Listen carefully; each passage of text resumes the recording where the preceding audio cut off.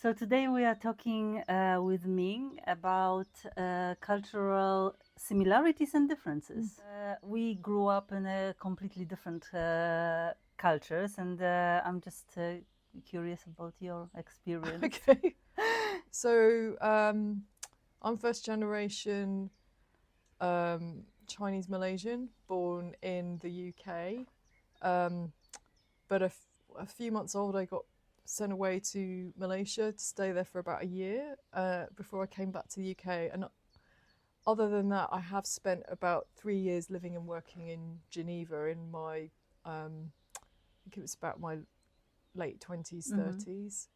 Um, But within that, growing up in the UK, it's almost like I had a double life because during the week, Monday to Friday, I would go to what I would call normal school, which was English school, and then on Saturdays I would go to Chinese school, Oh, okay. and that was all the way up until I was 18, and then whilst I was growing up, we have a lot of extended family Mm-hmm.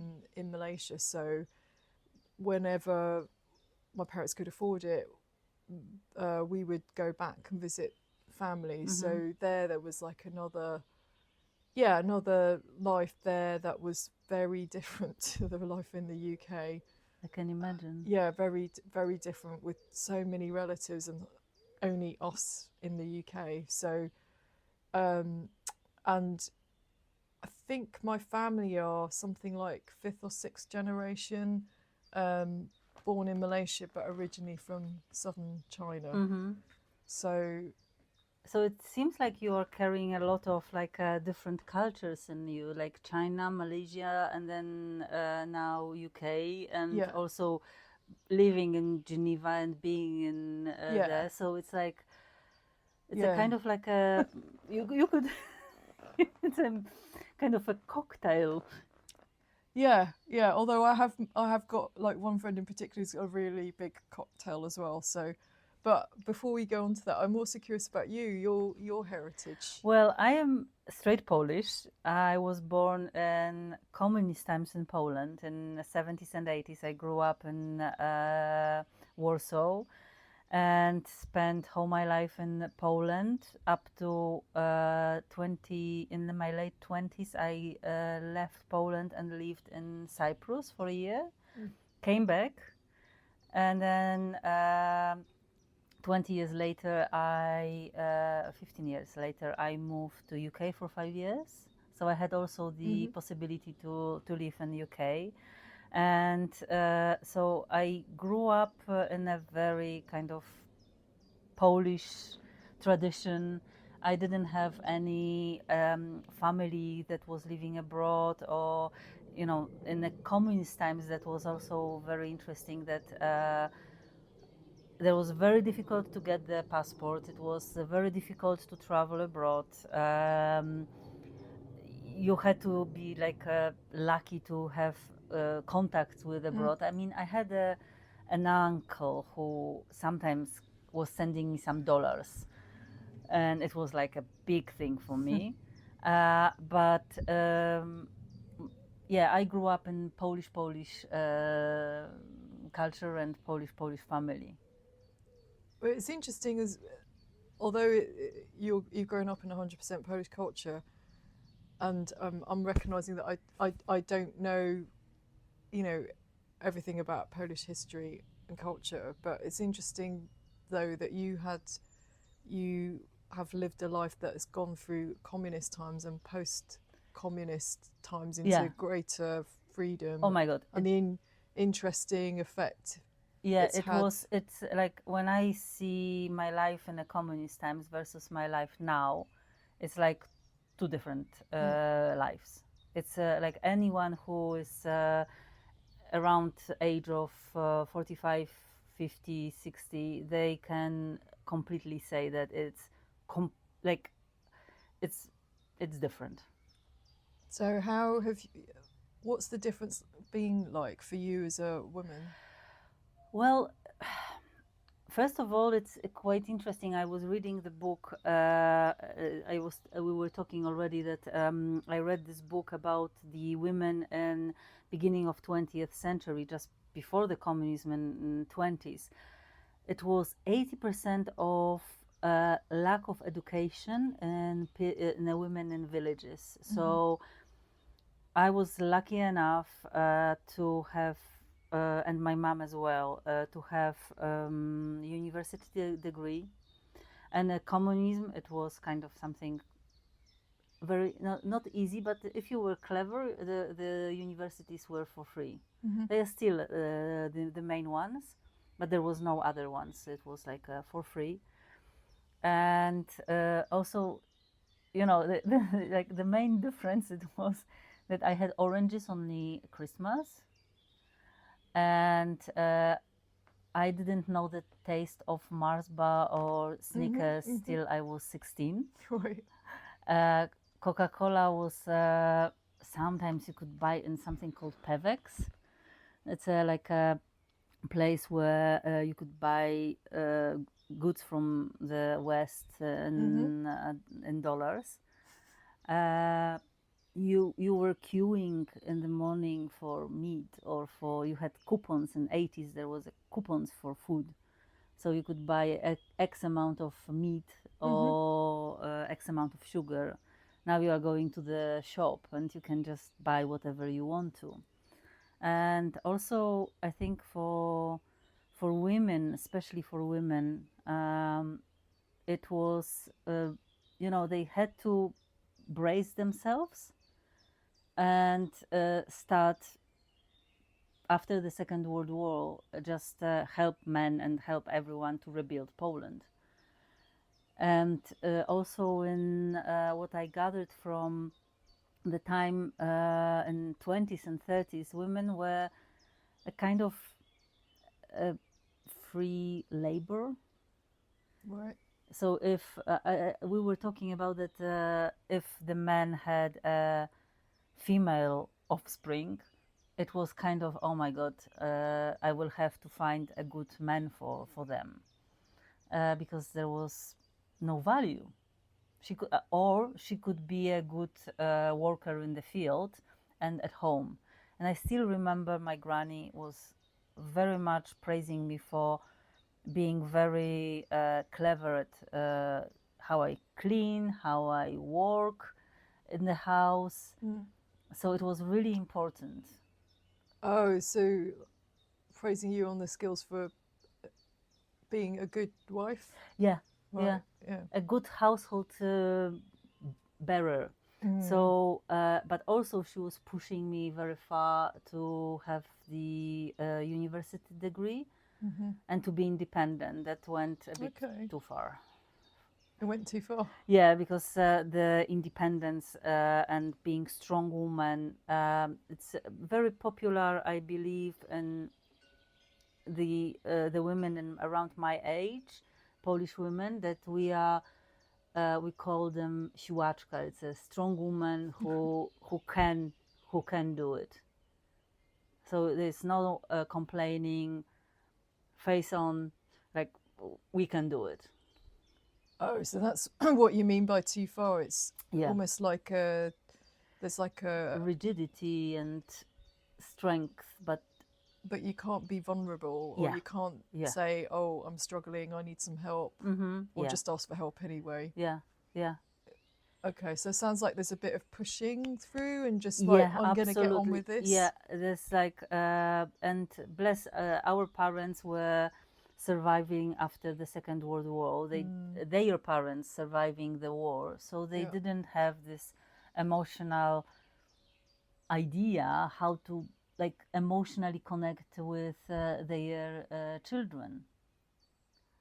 I guess I can imagine, just because I've spent the last week or so like visiting places like Auschwitz and the Polish Uprising Museum in Warsaw.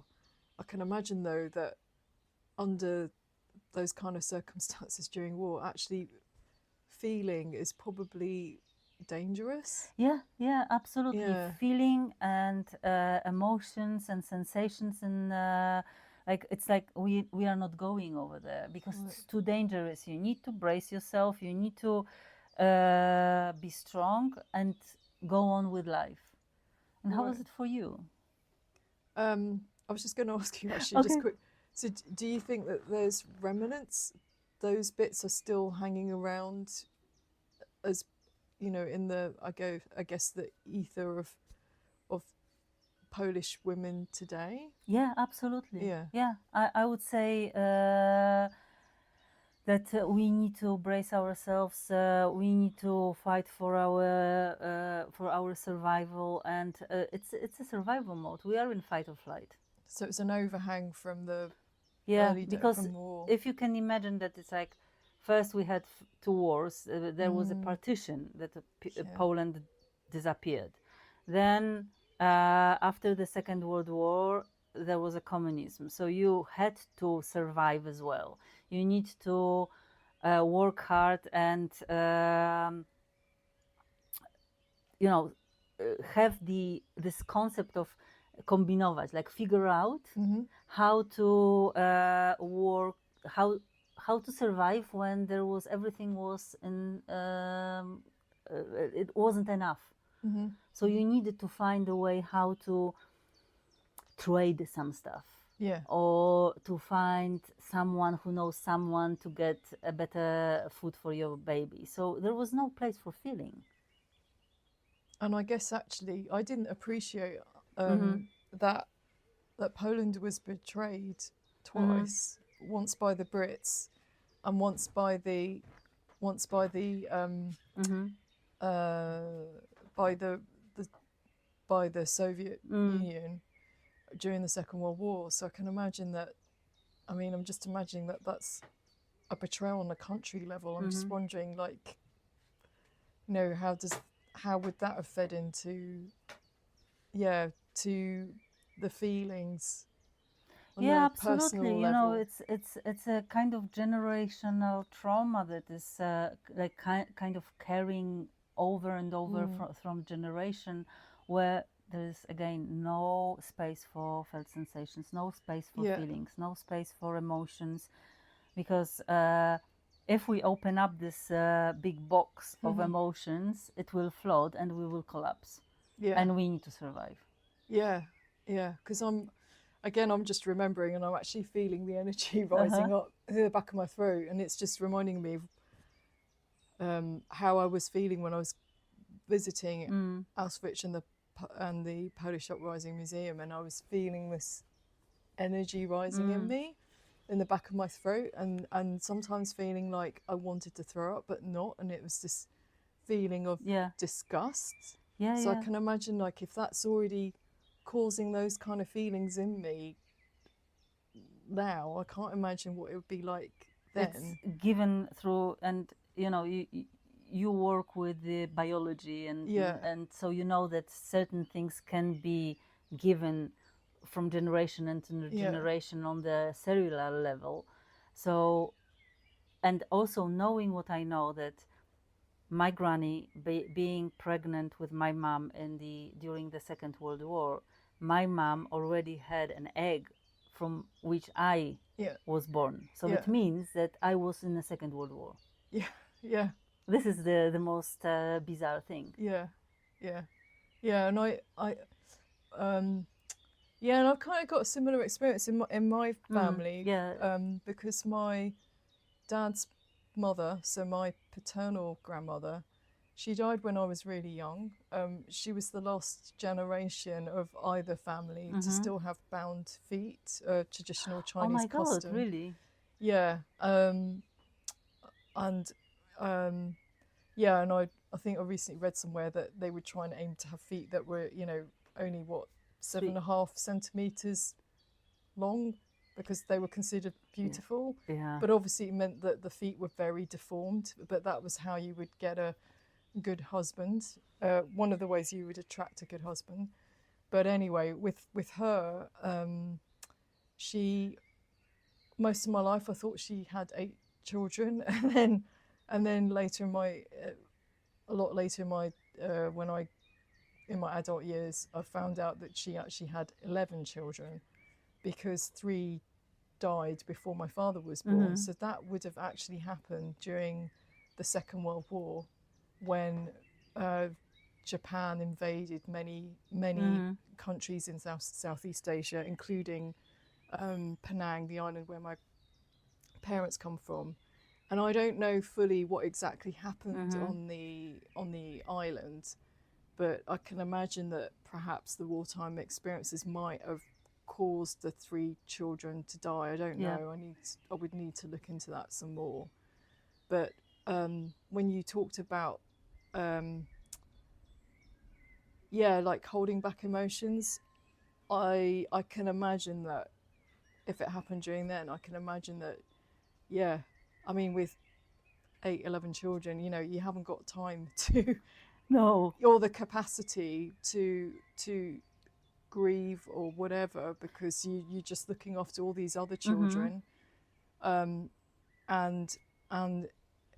you're during a wartime when you're really in fear for your own life and that of your family, and also I don't think culturally we're not very good at feeling.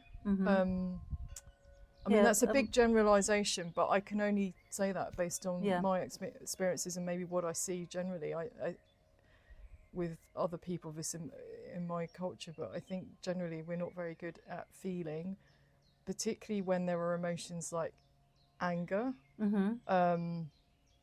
Like that's something that I've been working with lately to discover that for myself.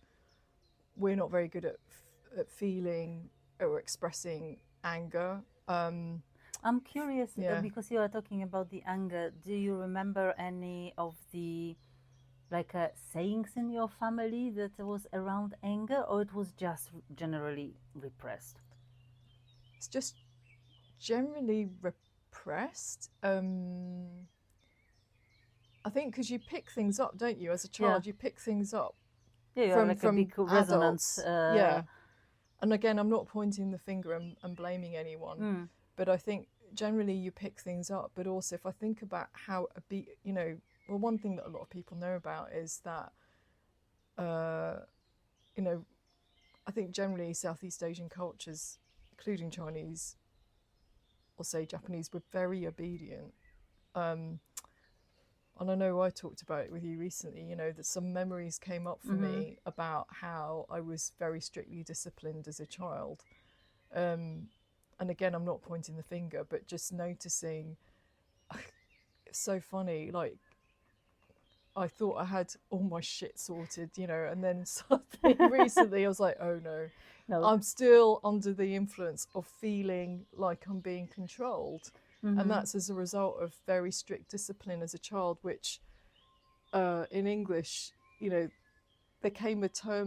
was a term for it called Chinese tiger parenting, where it's like very strict and it can, whether it's form of physical discipline or even to the way that a child's time after school is like timetabled, to every minute, and to make sure that the child is studying well, etc., etc., and is also a form of discipline, but it's also a form of control.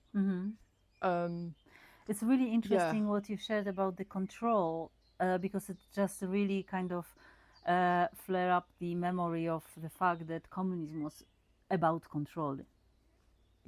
It's like everything was controlled. The rationals of the food, control over, like if you said something against the government, we were saying the walls have the ears, so everything was controlled.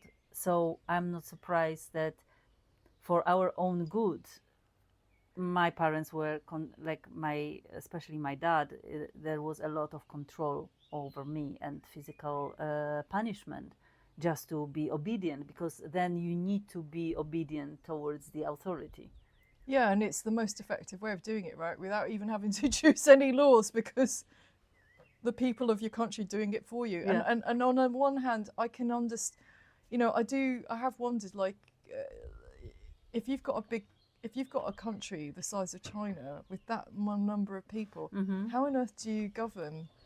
a country like that effectively. And so, on the other hand, whilst I'm not excusing certain certain things that are really like not acceptable, and it's not just China; it could be any country. Yeah, I think but it's like, well, how on earth do you govern that? So culture is one way in which you can shape the people to behave in a way that makes your life easier as a government, you know. Yeah, absolutely. And it's quite interesting, like you were saying about the anger. And I remember in my childhood, the anger was don't be angry because you will be ugly and nobody will want you. Ooh, okay. Yeah. So it was more like a kind of putting down the anger or punishing for setting the boundaries and like being like, hey, I don't like it. I don't like the way you are touching me. But it was perceived as not being obedient. Right. So I think this is another similarity we can say, that it's like, even though you grew up in UK, you are Asian origin, the anger is not welcomed. No, and I had a really interesting conversation with a Korean American lady who contacted me out of the blue a year or so ago, and she we had a conversation about anger, and she found me because I had talked about being bullied, and she said, you know, I've not seen any other Asian woman who looks like me who has talked about anger.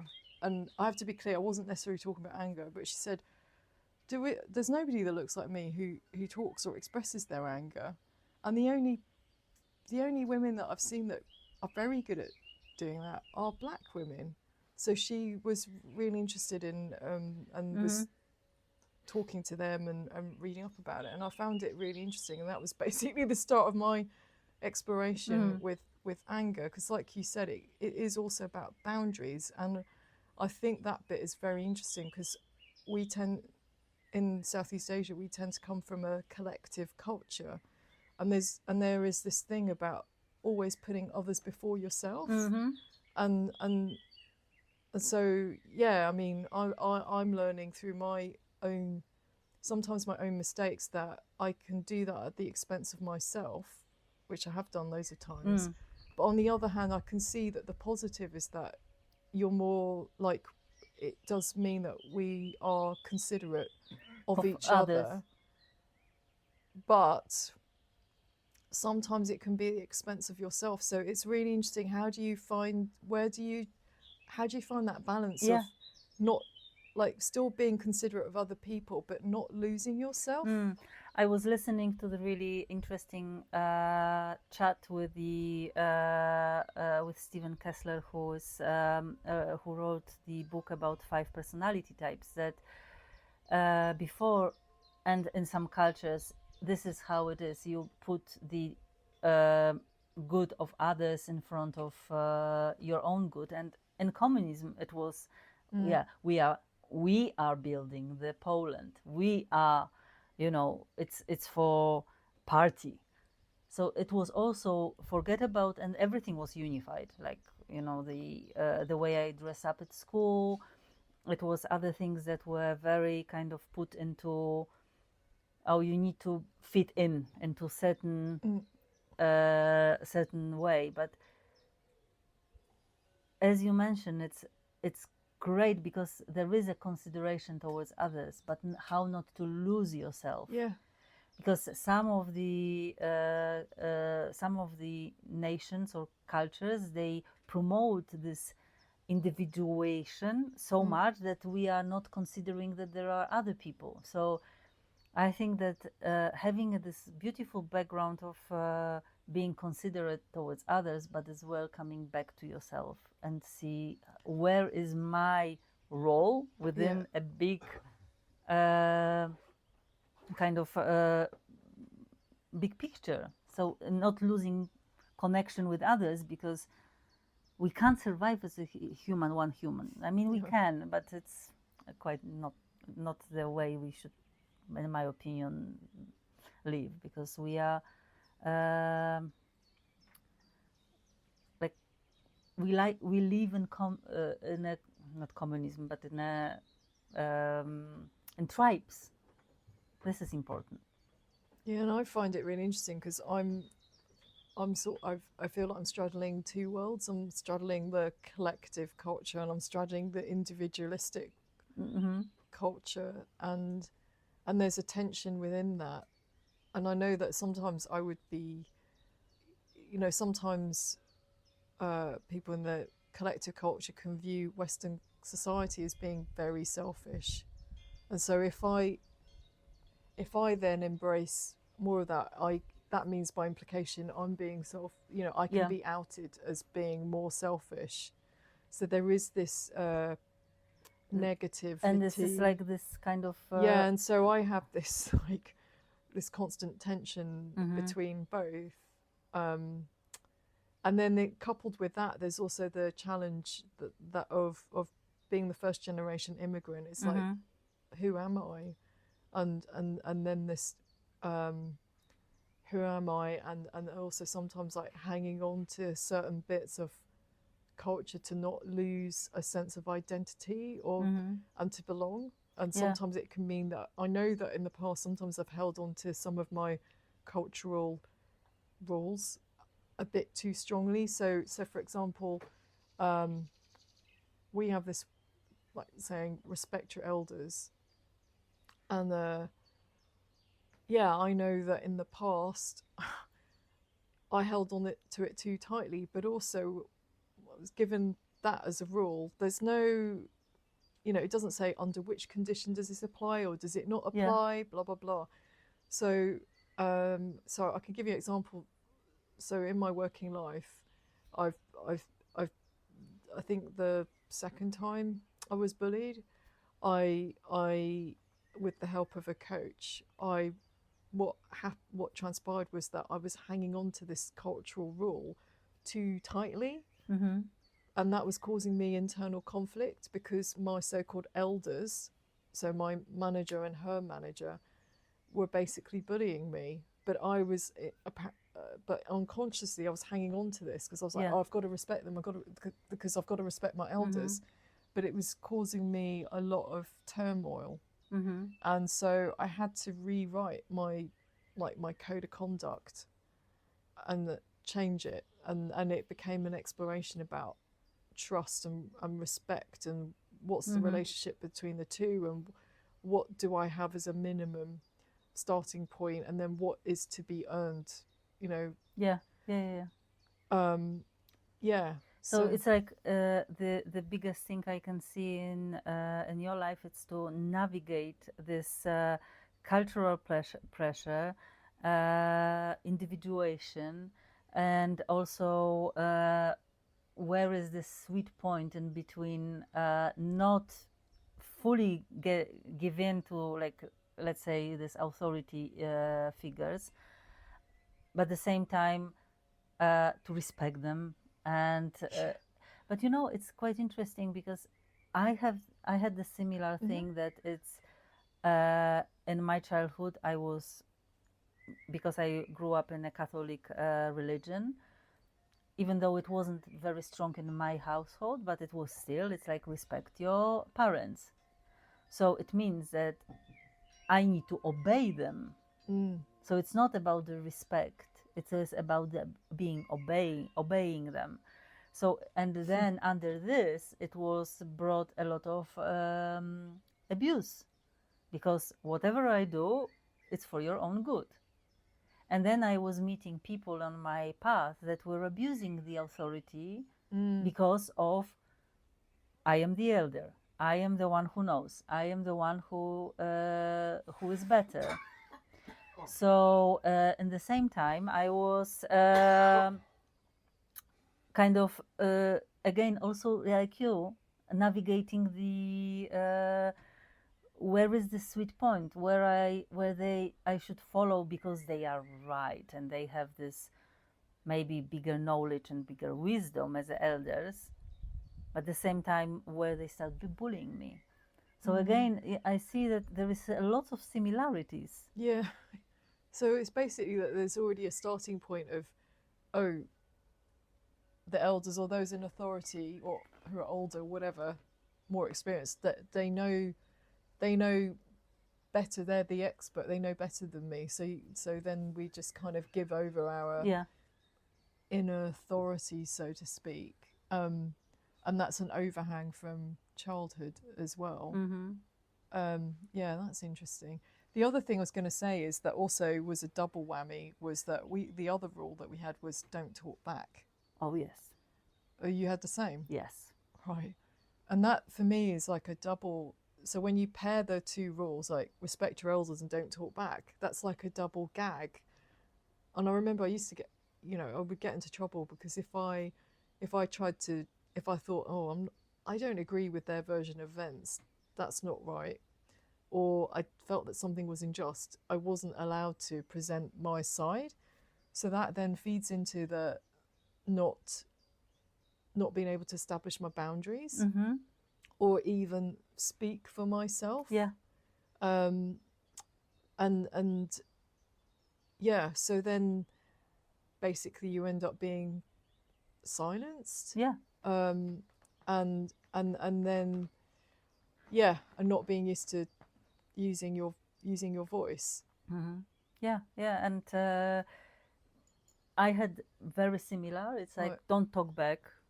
You are not allowed to speak in that way to your parents. And then okay, and then I'm going into the world with this kind of program implemented in my brain that I can't speak out. I can't speak. I can't talk to my to the authorities. Sometimes I can't just open my gob. Do you think that also carried on into work as well? Because I'm just thinking about how they, for example, there's still, I don't know about Poland, but at least I think in the UK there's still fewer women. It's better than what it was, but there's still fewer women than men in leadership positions. So do you think that's also? Yeah, I think it's still probably. I haven't worked in the corporations, but it's still. I hear that women have lower earnings than men, and it's still, it's like it's getting better, but it's still like, okay, women are second-class citizens. Right. I think for me, there's the added thing the added issue that's been coming to my attention lately, which is I've had experiences recently where I've been overlooked, and I noticed it for the first time recently in a bunch in a group, and there were other people of colour there, but I was overlooked, whereas they were acknowledged, and it was an unconscious mistake. So I'm very careful. I'm not calling the people or persons out for being racist, because that for me implies intention, and in this case it was an unconscious mistake. But it is important to point it out when it does happen and educate and have an open discussion. But I found it really interesting, and I had a chat with the other people of colour, a few of whom were black, and I said, well, I think maybe the reason why I got overlooked is because perhaps my skin tone, is closer to a white person, so I'm less obvious than, I don't stick out as much as, say, a black or a brown person. And then also, if you couple it with, we grow up with, even when, say, if somebody causes me trouble, I've been brought up with, don't make a fuss, don't make it worse for yourself, just keep your head down, just keep going. And so that also, I think, adds to the issue of, being overlooked, as well as not answering back, blah blah blah. Yeah. So yeah, I can see that there is like not this few layers, not only cultural, like parents that were affected by the culture, and then it's like layers over layers of the layers, and I can see also in Poland similar layers, like don't talk back. And sometimes I could make myself so invisible that people, even though, and now I'm not dressing up like that time, but I used to wear very colorful clothes. but I wasn't seen. Right. It was like I disappeared. It's like I was trying to speak out, and my friends were laughing at me because I was trying to speak out, and suddenly the subject of the conversation was changing to some other subject, and I was like, I couldn't speak. There was like I was holding and listening to other people, and then finally my turn comes in and say, oh, there is another subject. There's no space for my voice. So there's the issue of not speaking up, or speaking up not being heard. Not being speaking up because I was giving space for others. Yeah.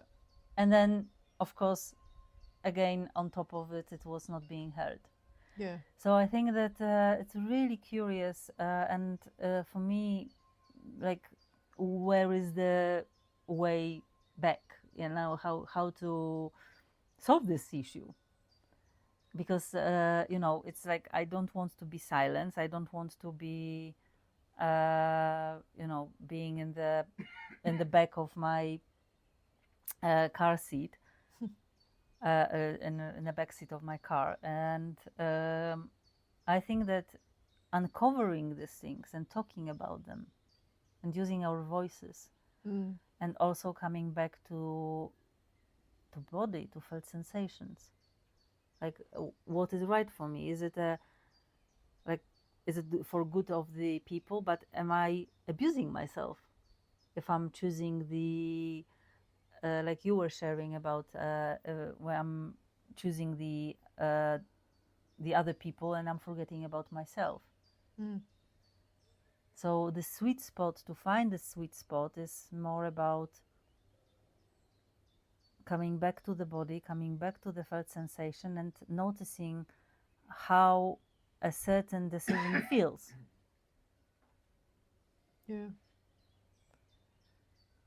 Yeah, and I'm just reflecting on the speaking or not, or speaking and not being heard, or not speaking, and yeah, and I can see how I don't think that issue is just confined to women in my culture. I think that's a genderless issue, and it's still something that I know I'm still working on. Oh, absolutely. That's but why we have this chat. Yeah. And I think that part of it is because respect is such a huge deal in my culture. So I'm not saying that other cultures aren't respectful. But I can see how in your culture is a. It's really so. Before I even speak, I have to put in a lot of effort about what I'm saying, how am I saying it, and to whom. And so it takes me a lot longer to communicate, and it actually is then quite exhausting. I can imagine. Yeah. To have like all these layers, and then going through all the layers, checking all the data, and it's like, and finally you are ready to speak, and it's like, oh, I'm already tired. But I guess because we've gotten used to that, so we do it a little bit quickly. But yeah, I guess when you slow it down, like how you've described, it's like, yeah, it does take a lot out. And I know that, so I think, you know, it's all about, yeah, respect. And I know that other cultures, like, you know, for example, Japanese culture, respect is a huge deal, and it's about like not losing face. It's about honor. So it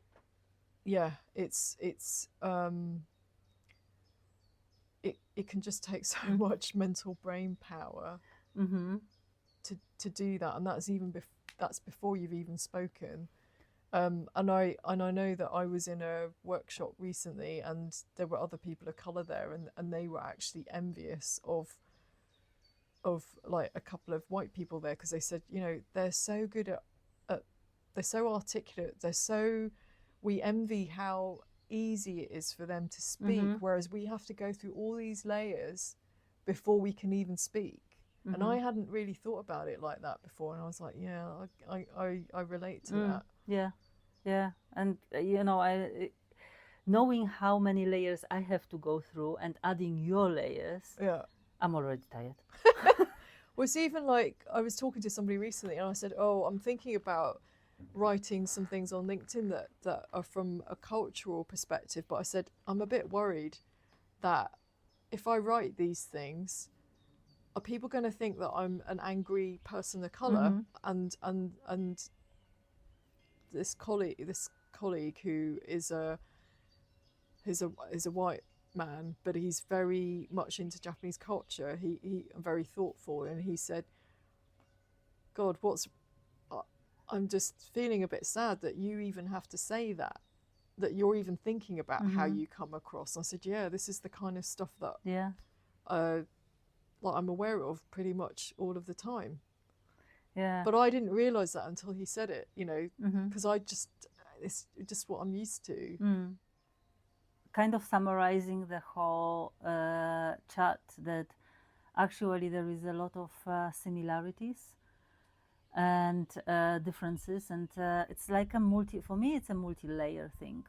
Mm. And I think the beauty of being a human is going through these layers and also finding the um, treasures. Yeah. Like you shared about your cultural heritage, that it's putting others in front. It's a beautiful thing that you are very respectful. It's a lot of respect towards Mm. others. The same Yeah. I can say about my family, and this like it taught me a lot of respect. So the Mm. same with communist times, it taught me to a kind of being grateful for what I have now. Mm. Yeah. Yeah. Yeah. And I can't comment on what it was, what it's like, because obviously China has a communist culture, because I haven't, you know, Mm-hmm. lived in China. But I would agree with you. What I do like about I guess from a collective culture is the sense of community, Mm-hmm. and there is this tradition that is slowly eroding a little bit, but it's still there, about the importance of extended family. And whilst I have said that, it sometimes has gone a bit negative in terms of respecting your elders, what I do like on the flip side of that is actually how much my culture recognizes the value of elderly people, whether Mm-hmm. they're blood related or not. Um, that's something that I appreciate, and I can see how it's become an issue, more so in Mm. Western society. And it's nice that the elderly still are recognised as having value and a place Mm-hmm. in society, um, and that they're given that due respect. Um, yeah, and I think that's really valuable. Yeah, I think that's not to fully go into one side on the other side of Yeah, pendulum. It is finding your own unique yeah, and drawing from the culture, drawing from the heritage, drawing from these beautiful things that our parents, our culture gave us. Strawberries in Poland. Strawberries in Poland are the best. they are actually. So and being proud of it, but at the Mm, same time not forgetting about what is good for me, not to just barge and say like, right, this is who I am, this is what I want, I will not look at anyone, but embracing who I am, but as well embracing the collective. And as you said beautifully, the Chinese culture is living in a bigger community, being with elders.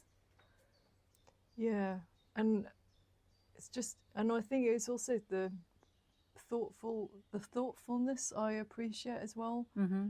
about the culture. So, um, things like how do I give something to someone? So, as a mark of respect to, say, someone who's older, it would be really rude of me just to give it with one hand. I have to give it with two hands, because that's the respect I'm giving them. And I know it's similar with Japanese Mm-hmm. culture, or even the big no is, for Chinese Japanese culture, is you never write to somebody in red ink. That's a really big mark of disrespect. And I know, at least for Chinese culture, It goes back to execution notices used to be written in red ink, Oh, okay. so you never write to somebody with red ink. That's Yeah, interesting. Thank you for sharing it. I never knew about it, but it's yeah, and yeah, it's and this doesn't hurt anyone. You know, just embracing the red ink. That it's like I would prefer not to have a red ink on my clusters.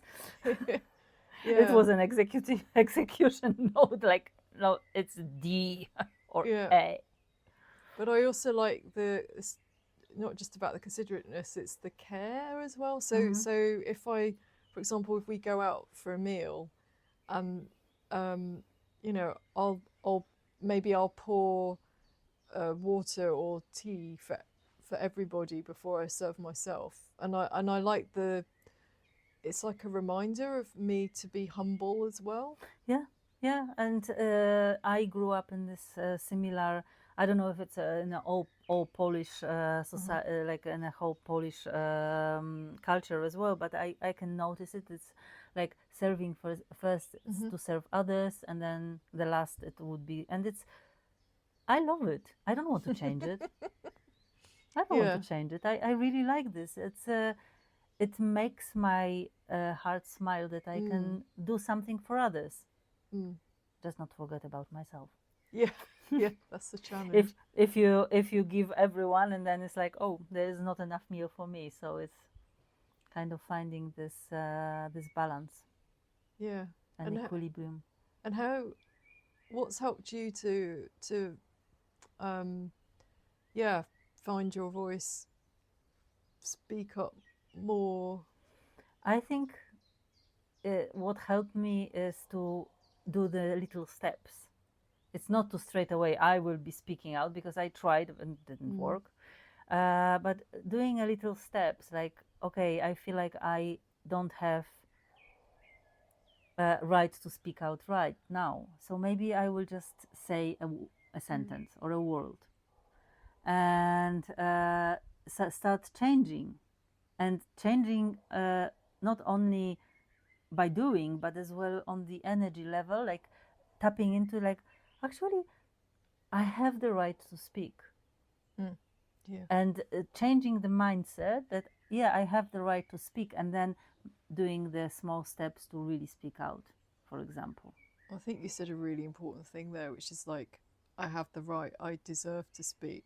Yeah, And that's something that you can't rush overnight. no, You really have to feel it, um, because that's what gives you that gravitas, that inner authority to mm-hmm, speak from. yeah, When you speak from that place that has known what it's like to not have the right or the ability to speak for whatever yeah, reason, and now you're embracing that right, that has much more impact when mm-hmm, you do speak. yeah, And you're reminding me of, I mentored a lady, an Indian lady, and she said she's had feedback where she needs to speak up more in meetings, and she went, but I'm I don't want to talk for the sake of talking. I don't make small chit chat.